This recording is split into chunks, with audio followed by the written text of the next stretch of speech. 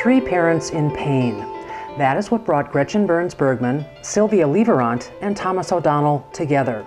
The three met at a support group for family members of people suffering from addictive illness. You're not supposed to crosstalk in these meetings, but I do remember one time saying, if anybody wants to talk about what we should do, please meet us afterwards.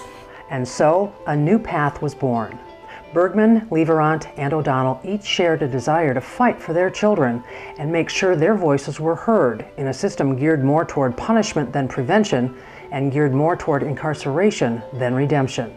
We did not only get together, the three of us, we invited people that of several walks of addiction that knew doctors, other parents, people that knew more about addiction that were trying to help us.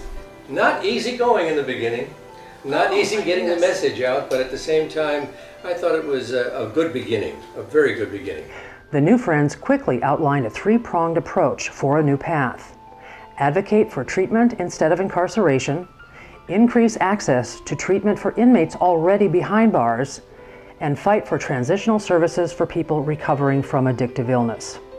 It was the first goal, treatment, not incarceration, that quickly became the focus for a new path thanks to a proposition on the November 2000 California ballot.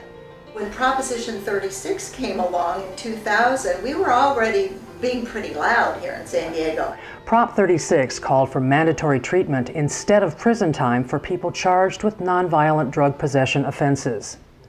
It passed with more than 60% of the vote. And our voices really do count. We really can make a difference and change laws and policies. The new law proved a crossroads for the founding members of a new path, especially O'Donnell, a retired Marine colonel.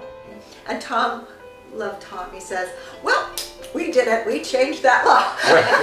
When Proposition 36, when that came out, I said, hey, we accomplished the mission, sir. I'm off to go now. I'm off to Give me another one. Are you kidding? We just barely started, we barely scratched the surface. But Enter Caroline Stewart, a psychotherapist who was then teaching at San Diego State. And I read an article about you, Gretchen, in the Union Tribune, talking about a new path in Prop 36. And so I invited Gretchen to come to my class to talk about the role of families with regards to addiction. It takes a community of people understanding this, of helping one another, getting the proper services, and it has to start with compassion. With a new path, I'm Jeannie Cavett.